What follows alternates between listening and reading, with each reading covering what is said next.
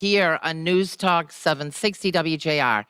I'm AnnMarie Cronin, and we are back again tonight to talk to you about prevention and why you have to start looking at healthcare from a different perspective. Dr. Brian Kolender, MD, is joining us from Birmingham, Michigan, to give us some hard talk about dealing with our health and making sure we get the necessary testing. We're inviting you to call in if you have a question at 800-859-0957. Again, that number is 800-859-0957. Well, welcome, listeners. Welcome, Dr. Kolender, Siobhan, Ashley. We're all here. Mark, our great audio guy. And we have an exciting evening because Dr. Kolender is at his clinic, at his office right now as we speak, with the callers who called in last week and signed up for the free CIMT. So, Dr. Kolender, this is fabulous. Tell us about what's happening over there in your office right now. Well, thanks, AnnMarie. We have 8 or 9 guests who are lining up to get their CIMT ultrasounds during the show. And hopefully we'll have some questions from the, our in-studio audience, which is a first for us. Very exciting. And of course, we're inviting the listening audience to call if they have any questions. Actually, we have a question here already. We do? Please give us your name and ask your question. Yeah, hi. My name is James, and my question is, what are the typical root causes for buildup in the carotid arteries, and what would be the reasons that you'd be concerned? Well, thanks, James. How'd that sound? Sorry, we're doing a sound check mid-show. Sounds great. Sounds great. Okay, good. All right, thanks. So, James, interesting that you should use the word root causes because that's the terminology I use. So there are maybe 20 root causes for heart disease. Lipids, insulin resistance, genetics, vitamin deficiencies, gut health, sleep issues, stress, and obviously the smoking. There's all of these things need to be taken into consideration when we're identifying plaque. But what we're doing today is step number 1, which is identify the disease we want to treat. So our healthcare system takes it the other way. They take arbitrary lab markers, I consider them arbitrary, and treat you to lower those, to have goals for those arbitrary markers. Whereas prevention requires identifying the disease, which we're going to do, and in such identify markers that we can follow over time. And those data points we can use to measure progress. So if they're getting better, we're on the right track. If they're not, then we're not. And we have a lot more work to do. Well, Dr. Kolender, I have to congratulate you. I think it's really fabulous what you're doing, and congratulations to the people in your clinic that called in and came in to sign up for this fabulous opportunity to get the CIMT. It'll be an exciting beginning for them on their journey of actually seeing what's going on in their arteries and now being able to do something about it. And we've all had the CIMT. Siobhan, my co-host, has had it.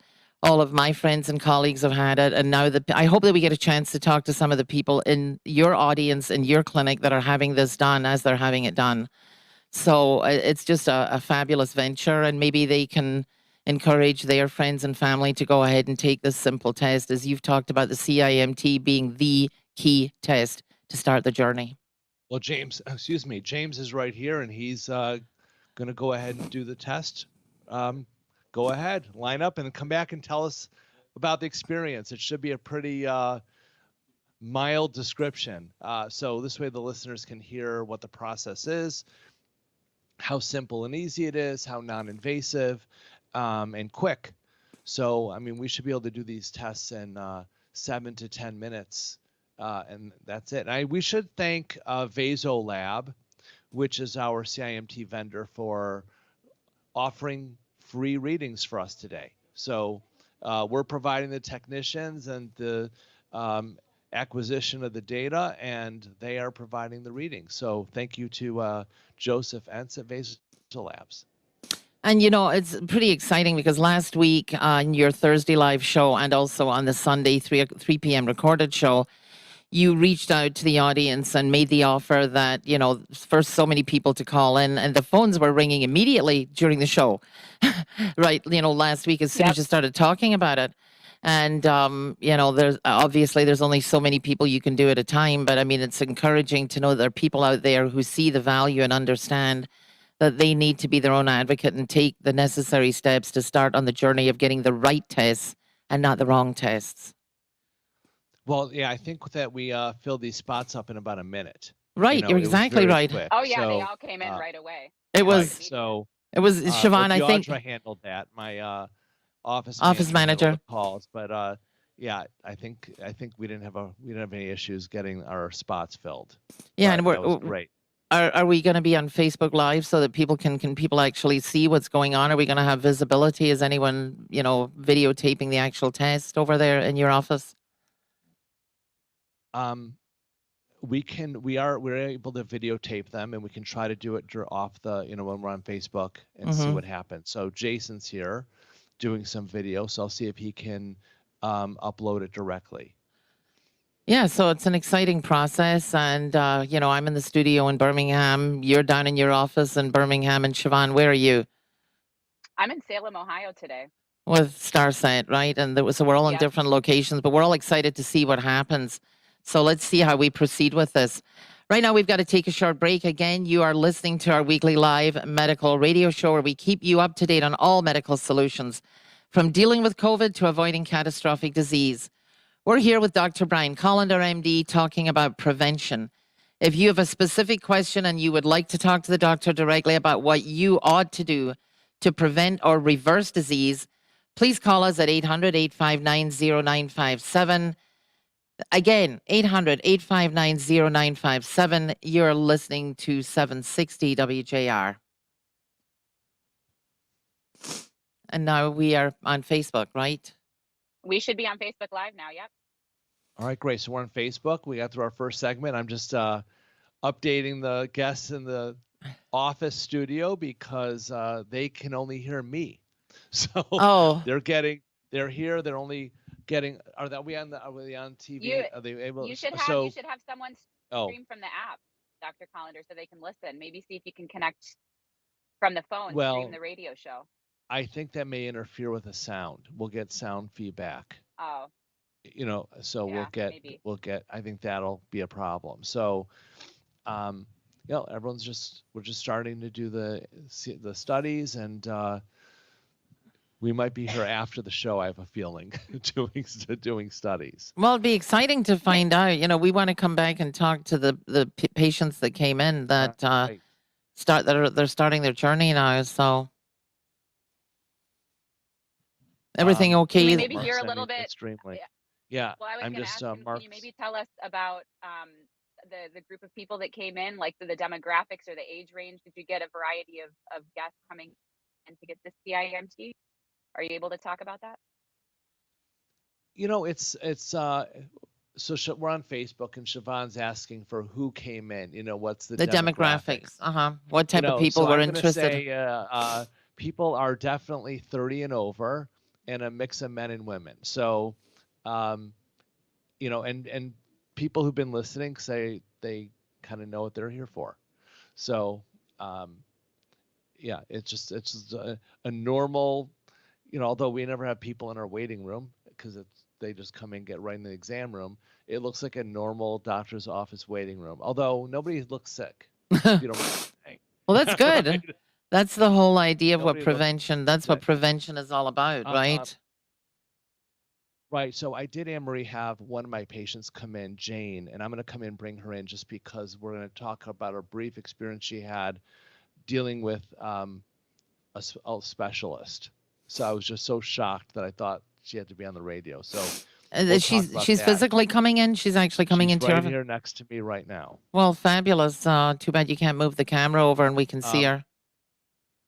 I'm trying. You know what? We're so connected to wires that I don't know. I know. Hi, Jane. Oh, hi. We can see I saw her. I saw her. She was in the front row. Yeah. Right. Good. And by the way, Dr. Kolender, everyone that's there can go watch this later on the WJR. Right. So you guys can see the show on the WJR, and we're about to go live again. Right. In about few seconds. If you're just now joining us, I'd like to let you know that we're welcoming you to our special weekly medical radio show on News Talk 760 WJR. We're back again with Dr. Brian Kolender, MD, internal medicine physician and specialist in prevention in Birmingham, Michigan.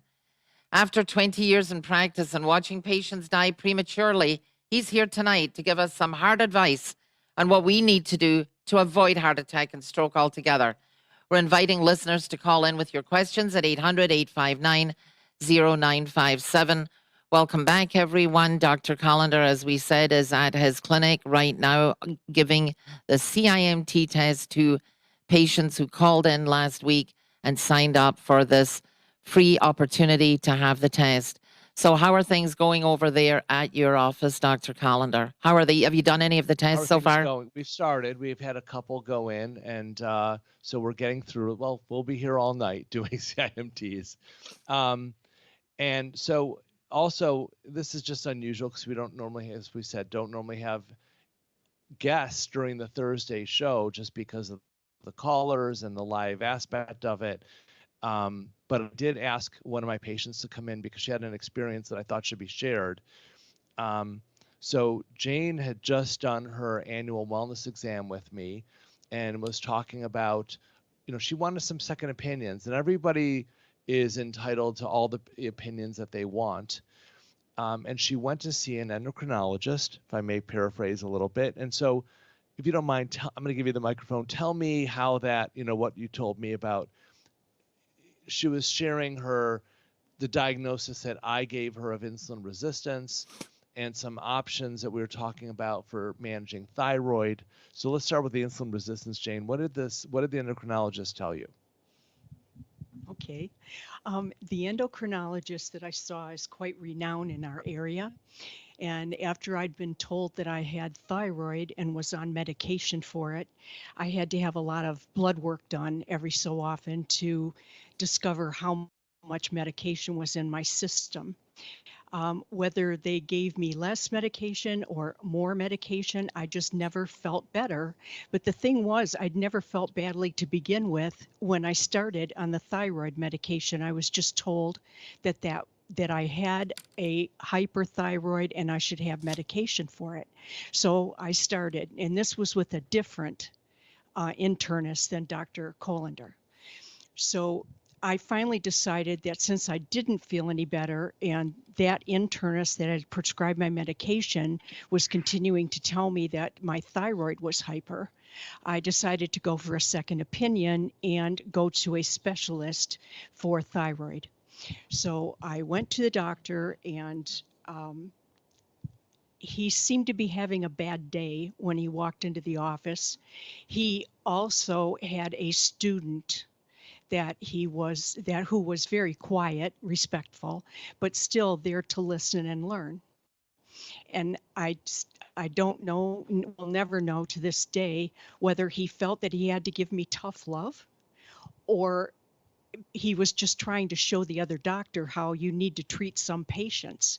But when I told him that I had been named as insulin resistant and that I was on thyroid medication, he looked at me, he screamed into my face that there is no such thing as insulin resistance. You're either diabetic or you're not.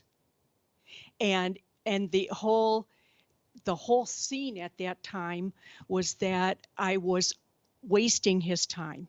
If I wasn't diabetic, I didn't need to be there. For the thyroid, I had taken all of my different blood work tests that had been done over time. He said he would study those and that he would call me in a week or so and he'd give me an answer about what he thought about my thyroid. So I left the office rather upset, actually. It seemed like nothing that I said to the man came back with any kind of compassion or conversation. It was always in your face and a tone of voice that was not particularly pleasant.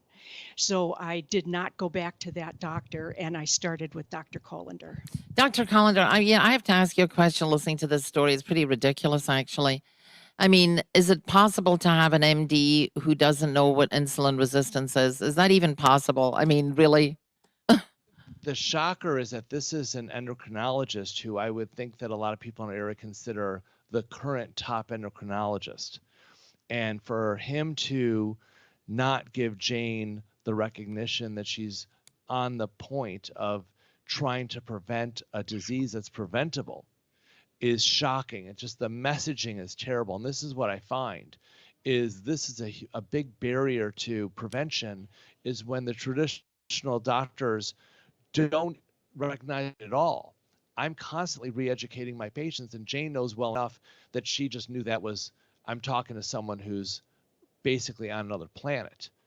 And this is, I mean, this is what we're dealing with. These are the barriers to prevention that all of us are dealing with.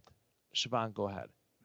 Yeah, we have a caller on the line. Let's take it while we have time. Mike in Northville, what's your question?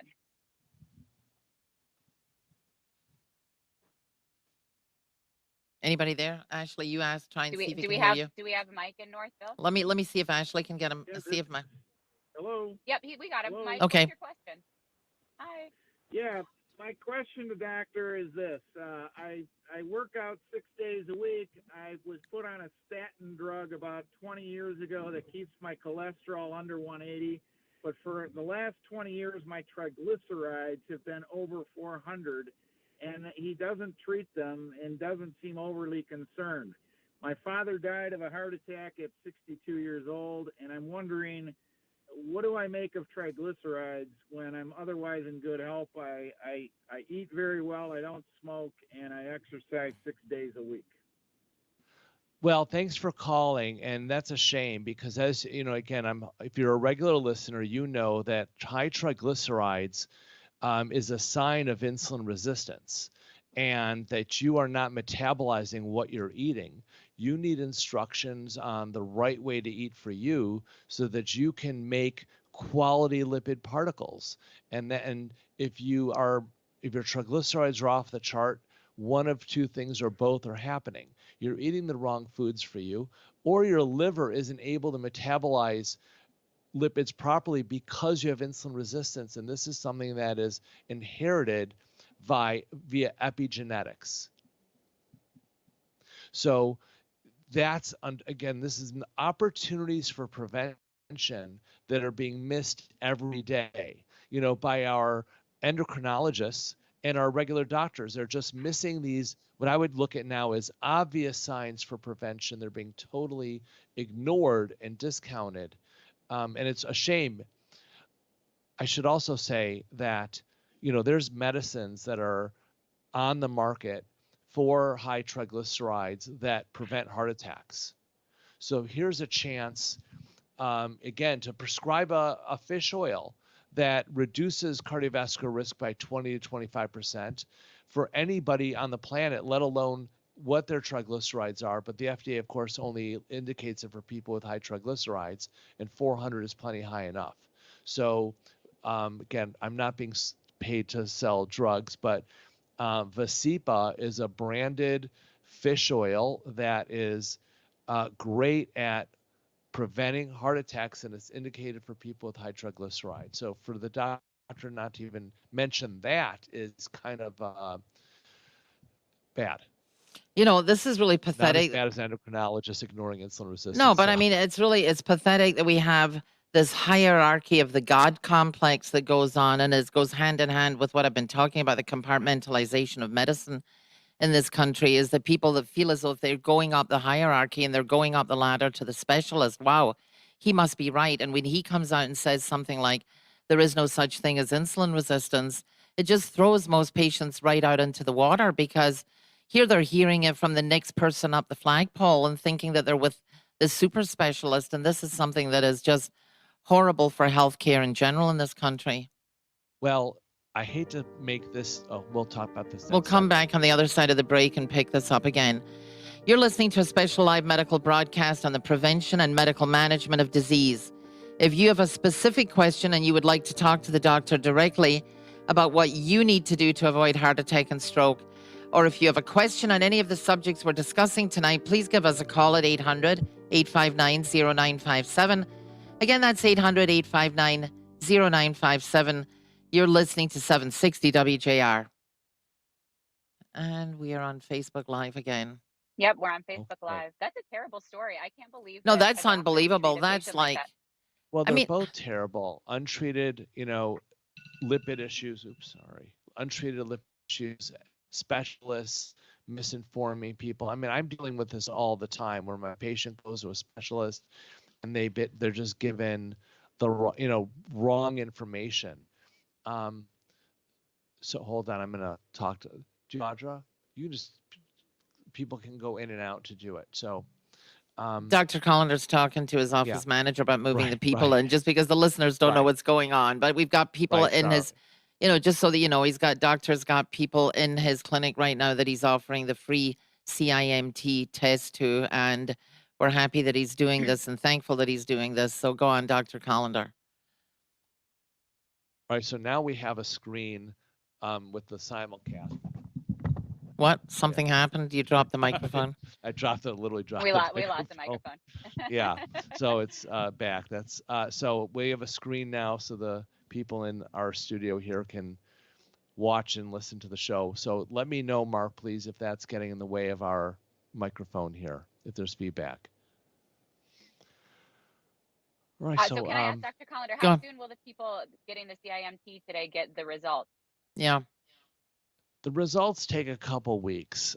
So it just, at this point, we're dependent on our vendor getting us the results. So sometimes it's quicker, sometimes it's slower. And I know that they're working on tech to get it back within the day. So that's just still in. I thought we all thought that tech would be here by now. It just isn't. Where we could get readings really fast. So that's a rapid turnaround is in the future, just isn't here today. So it can be, I'd say 2 weeks to start. It might be more, but we'll get them.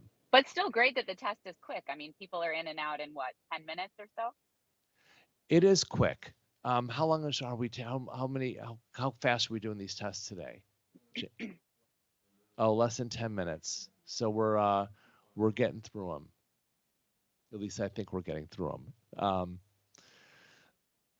So that's.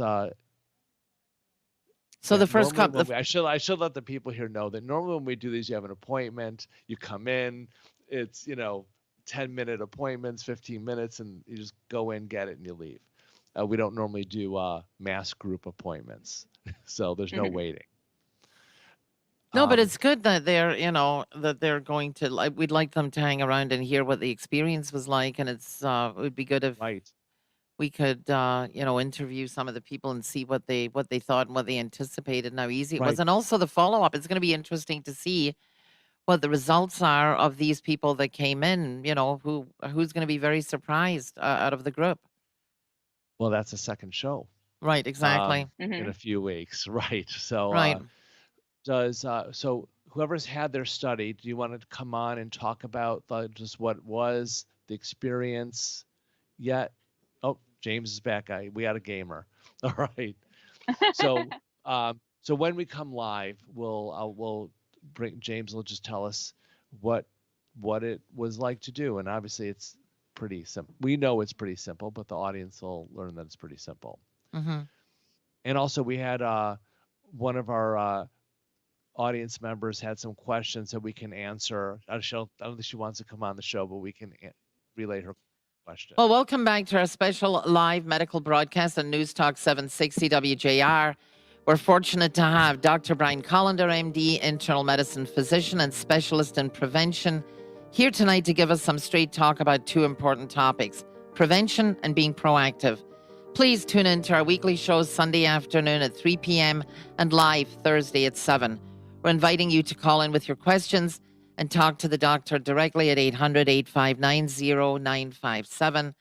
Again, that's 800-859-0957. Dr. Kolender, welcome back. We're remote. We are talking to you while you're at your clinic in Birmingham with the people who signed up to get the CIMT free of charge. And do you have someone that you completed any tests so far? Yeah, well, James is here. He had a great question, and now he's going to share the CIMT experience with us.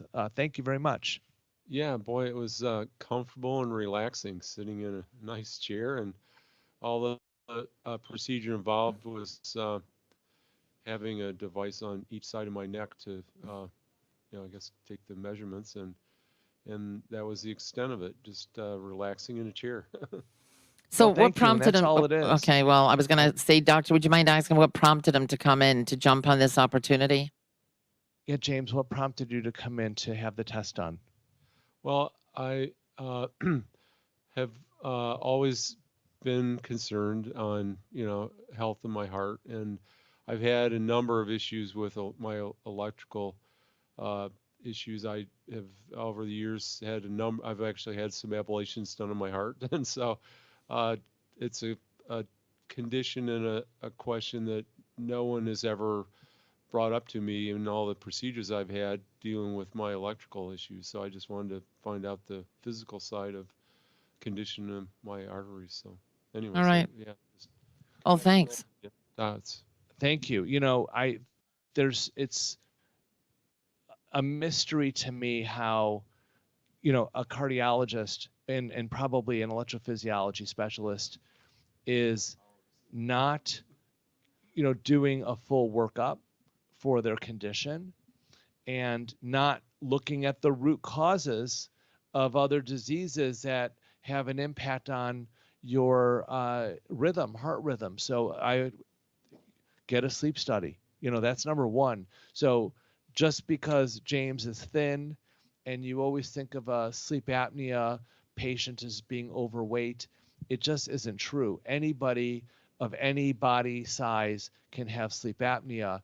And especially if you have irregular heartbeat issues of any kind, you should have a sleep test because if you are diagnosed with sleep apnea and treated effectively, you'll have fewer arrhythmias and it'll become easier to treat you. All right, Siobhan. Yeah, so we do have a caller Thank on the you. line, so let's take the caller. We have David in Windsor. David, what's your question? Yes, good evening, doctor and extinguished guests. We can also emotional stress and emotional upsets. That can be another contributor towards heart disease and heart attacks, as well as the stresses of everyday life. Can those be major factors in contributing to heart attacks and heart disease and stroke? Well, thanks for calling, David. Yeah, that is a root cause that we need to address every visit with patients. And so we talk about stress and also loop back that a lot of the other lifestyle opportunities impact stress. So if you're eating foods that don't generate inflammation, that lowers stress. If you're avoiding, nicotine and caffeine, that lowers stress. If you're exercising, stress is lowered. If you get optimal sleep, which is the time that your brain gets to heal. So we all need restorative sleep. All of that impacts stress. And so sleep is probably one of our best stress management tools. And I tell my patients, every day I think about, what am I going to eat? When am I going to eat? When am I going to work out? When am I going to bed? And so, all day I'm like, okay, how's my day playing out so that I can optimize those areas for myself? Now, am I good at it every day? Absolutely not. But I'm trying to do my best every day. Coming back to sleep, Dr. Kolender, let me ask you, is a sleep study something that requires a prescription? If you're somebody that's going to a doctor, can you just ask for that? Can you go into a sleep clinic? How does that work if you just want to investigate that on your own? You do need a prescription for the test. Absolutely. So your doctor ought to be able to get you a prescription or refer you to a sleep clinic without too much fuss. At least I would hope. You never know as we're talking. Most doctors are just don't have the time or care, because, I'm going to go back to the endocrinologist because I just can't get off of this. Some endocrinologists, they are speakers for the medications that are prescribed for diabetics. And you might say, well, it's against his best interest to prevent diabetes or educate people about not becoming diabetes because he's being paid by the pharmaceutical companies to sell the drugs that are only indicated for diabetes. And the same might be said of a cardiologist who's not managing sleep in someone with an arrhythmia, because the arrhythmia will get better and not need as many visits and procedures if the sleep is addressed. So I hate to think that these are things that are going on in people's minds, but they might be. Well, that was a good question. Do we have any other callers that are waiting? Or We do. Right now we have Lee in Grosse Pointe. Lee, what's your question? To change the subject just a bit, Lyme disease I caught in Pennsylvania about 15, 20 years ago from ticks, and they're becoming more prevalent in Michigan. And it's a very strange disease. There's like 8 different variants of it, different bacterium you can be afflicted with from it. And I'm wondering if the doctor knows much about that, if Michigan doctors are becoming more aware of it, and yeah. Well, it can mimic anything. Yeah, Lyme disease, we've enjoyed a long stretch of time where we just didn't have Lyme in Michigan. It was very prevalent in the East Coast. It was very prevalent, in Wisconsin and a little west of Wisconsin. And Michigan was this pocket of, no Lyme somehow. But now there's Lyme here. And you do need to check yourself for ticks, when you're in the woods or outside. And we all need to have a habit of checking ourselves and our loved ones for ticks if we're outdoors for any length of time. And it's just something we need to do. And if there's any question about whether or not you've been bitten by a tick, then it's very simple to get a 1-dose prescription for doxycycline.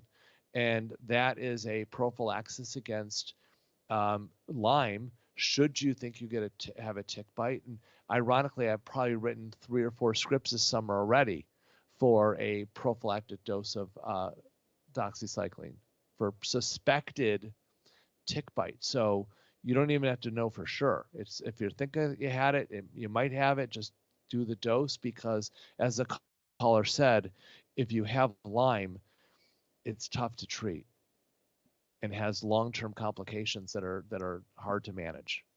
yeah, it can get pretty bad. But I mean, I'm just wondering how many people actually find the tick on them, and isn't it hard to pick it off? I mean, you've got to be careful how you take it out as well. I mean, I would think that you have to have some. Yeah, go ahead, doctor. Well, because they don't come off that easily, they're a lot easier to find, and they get blood engorged and a little larger. So they're not that hard to find, but you got to be looking. And if you're looking, then you find it, and then you call your doctor and get a script. Mm-hmm. It's pretty interesting because certainly we didn't have a lot of it around here, but well, now we do. Now we do. Yeah, there's always something on the horizon of, if it's not COVID, it's something else that we have to deal with and know more about. So we'll come back and talk some more with the doctor on the other side of the break. You're listening to a special live broadcast tonight where the topic is your health and how to prevent disease. When we come back, if you have a specific question on the subject we're discussing tonight and you'd like to talk to the doctor directly, please call us at 800-859-0957. Again, that number is 800-859-0957. You're listening to News Talk 760 VJR. And we are, we're back on Facebook. And I'm going. Does anybody else, I'm going to ask if anyone else in here has a question they want to ask. Come on up. You get the hot seat.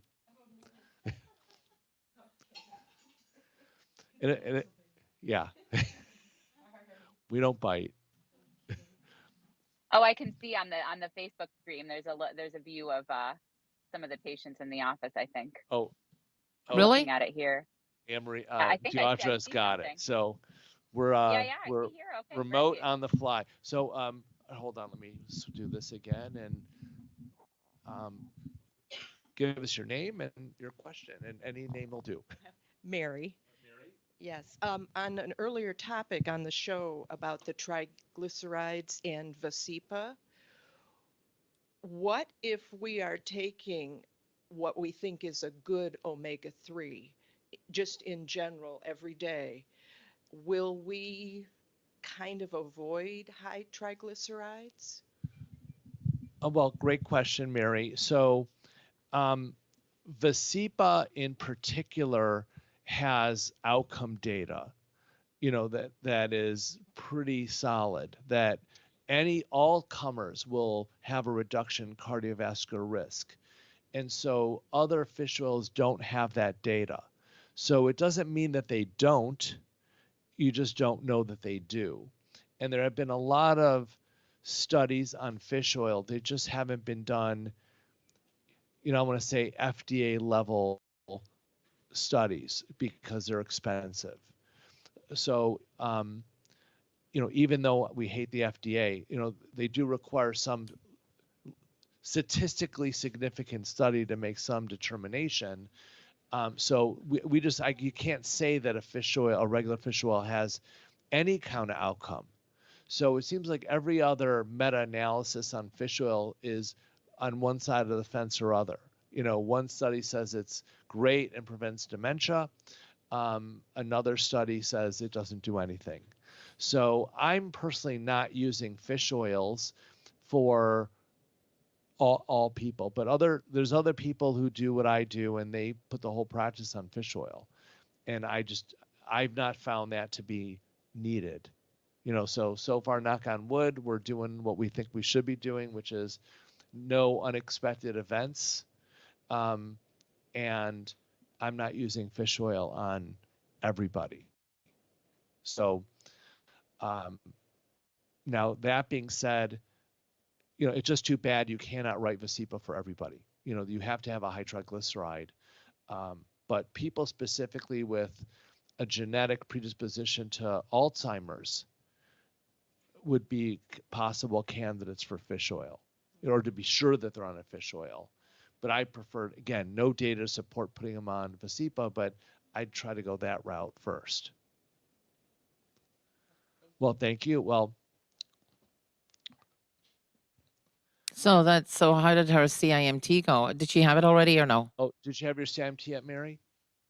Oh, she's coming up. Still in line. How are we doing? Are we getting through the How many have you done All so right. far? How many have we done? AnnMarie's asking. We've done 5. You're so halfway we're through. That's halfway actually through. good. That's pretty good. Right. That's great. All right, we're back on the show. Right. Final segment. Welcome back to the final segment of our special weekly live broadcast here on 760 WJR on the importance of being proactive and informed of the resources available to prevent and treat chronic and debilitating disease. You're listening to the expert advice of Dr. Brian Kolender, MD, internal medicine physician, and one of the very few specialists in prevention in this country. If you have a question for the doctor, now is your chance to call us at 800-859-0957. Again, that's 800-859-0957. We are back with Dr. Kolender, who's in his private clinic in Birmingham. He's invited in callers, listeners who have come in to have the CIMT free of charge. They're becoming more proactive and taking charge and getting these tests. And Dr. Kolender, how many people have you seen so far? Have you tested so far tonight? Well, like half of the crowd? We have 9 people. 5 out of our 9 have been studied, and we'll be here until they're done. So we'll keep doing them, obviously, and everyone's having this experience that it's an easy test to do. It's 10 minutes. It's very comfortable. And, it's 5 minutes? Oh, wow. We had one done in 5 minutes, I'm hearing. That's fast. Right. And they don't need any injections or any needles, or there's nothing to be afraid of. It doesn't hurt. It's an easy peasy test. And fortunately, you're also offering to look at the results and what happens when they get the results. They need to move on to getting. I'm joking, but I'm going to say we're going to do the results live on the air. No. they'll sign 40 HIPAA agreements and releases, and then we'll do live on the air results. But no, we'll hopefully do a results show if someone's willing to. But everyone will go over the results with everybody. But we had a few questions I thought off the air on Facebook that were really good. One of the our in-house audience asked about the anatomy, carotid artery anatomy, and what does the CIMT look at? There's a common carotid artery. There's a carotid bulb, which is where the carotid bifurcates or splits into an internal and external carotid. And all of those areas are looked at by the CMT. And we get measurements at each of those areas. So we get measurements at the common carotid, the bulb, and the internal and external. Now, the internal is more important because that's the artery that's getting into your brain. And we get 2 measurements at each of those places if you have them. So plaque is defined as the thickness of the artery wall in its whole.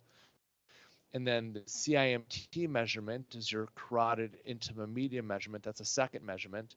It's a part of that layer. So you'll get one number that could be a little over a millimeter, and then you'll get another number that's measured in fractions of a millimeter. And that is a layer that where the plaque is. So the thicker that layer is, the more at risk the person is for an event. So it's common for people to have plaque mostly at the bulb because there's a split and there's turbulence that develops because of that split, and that causes shear forces and damage to the lining of the artery, the internal lining, and that allows bad lipids and whatever else you have going on in your body in there. So that's a typical space that we see plaque. It's pretty amazing that we have this technology, that it's available and that it's out there, and you can actually look and see where the plaque is, how much is there, and how much at risk a patient will be for an incident. It's pathetic that it's not covered by insurance, but at least the test itself, if you have to buy it, is only around about $250 or something like that. Not very much money. Well worth the investment. And I think the pity that I feel here is that so many patients have just been sort of railroaded into thinking that if they go for an annual physical, get a stress test, and get an EKG, they're home free. But once again, we all know with 700,000 people still dying of heart attack every year in this country, that is not working. And so they need to really wake up and realize that they have to be their own advocate. And patients, as I've always said, are consumers, and we have a right to know what is out there. The technology's out there. You have it in your practice. And I think everybody should avail themselves of getting this test. I mean, I'm talking about everybody, not just the people you've welcomed in tonight for the free test. Well, and just more education for the people is the typical markers that we think of don't really matter to me anymore. So the concepts of blood flow don't matter. Those are not measurements that gauge risk. Even plaque burden, which is the thickness of the whole artery wall, is not a great indicator of risk. It's really just a CIMT. And then there's other measurements that I hate to say it, we don't have the resolution with ultrasound to get yet. Measurements that are like the thickness of what's called the fibrous cap. So if somebody has a more inflamed plaque complex, there's a layer over that. Like think of a whitehead of a pimple. And if that that layer is thin, that would represent a thin fibrous cap. That's a higher risk person. So there's so many other data points that we can get over time as resolution of the imaging gets better. And those are things that we'll be looking to get, here over time. But right now, IMT does the trick, but the more data, the better. So the more points of information we have is important. Well, another thing that you've talked about in past shows is the risks involved with interventional cardiology testing that you have to go and get done in a hospital setting. And I think that a lot of people, when they do get referred up the pipeline to a cardiologist, you may be getting sent in for these more dangerous, more risky interventional tests when why not just get the CIMT first of all? It just seems to make more sense. Well, no one gets paid to stop you from having a surgery. The doctors get paid for having a surgery, not for not having you have a surgery. So you're really fighting a lot of lobbies. The hospital lobbyists, the pharma, the medical device lobby. All these industries are at risk if we were really to employ a wide-scale preventive program. So again, we're talking about endocrinologists, not saying don't prevent diabetes, don't recognize insulin resistance, because then I can't write the drug that I'm paid to educate other doctors about. It's a lot of barriers, and again, just to get the studies that show that for people with significant plaque that's causing symptoms that would otherwise be indicated for surgery, there are studies that show medical management is as good as surgery or a stent. So why not take a non-invasive optimal medical management approach instead of just having a surgery to treat, an inch or a half inch of 60,000 miles of artery in your body? This is a systemic disease, and lifestyle and medical management handles it that way. Well, you've got people in your clinic right now and you're finishing up. It's been very gracious of you to do this and to allow these people to come in, and let's see where this journey takes them. And let's hope that more people pay attention to being their own advocate and take the step to getting the tests that actually work. And I want to thank everyone for coming in. Again, thank Vasolab for running the reports for us, and I look forward to catching up in a few weeks and to go over results. Well, that's exciting. So stay tuned, everybody. Well, unfortunately, we're out of time, and I'd quickly like to thank Dr. Brian Kolender, MD, specialist in prevention, for being here tonight and for being willing to share his expertise and knowledge with regards to not only the prevention of disease, but also on the importance of being proactive and engaging with a practice that provides access to the necessary testing. This show is brought to you by Kolender Medical. I'm your host, AnnMarie Cronin, and we hope you got some useful information tonight on how to be your own advocate and take charge of your health, whatever your medical journey. I'd like to thank my co-host, Siobhan Cronin. Where are you playing this week, Siobhan? You're with Starset? We're playing, in Youngstown and Columbus. Youngstown and Columbus, if they want to see the Starset show. Don't forget, tune in Sunday afternoon at 3, Thursday evening at 7 p.m. for the latest medical updates.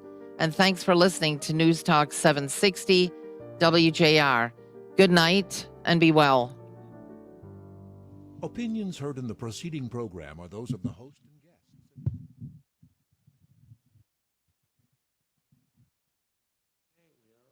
Thanks, everybody.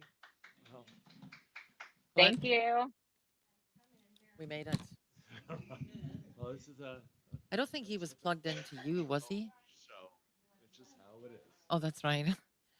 I mean, this has been like, it's amazing. I'm glad that we just left when we did, I'm glad that I kept thinking that as it was like, getting down to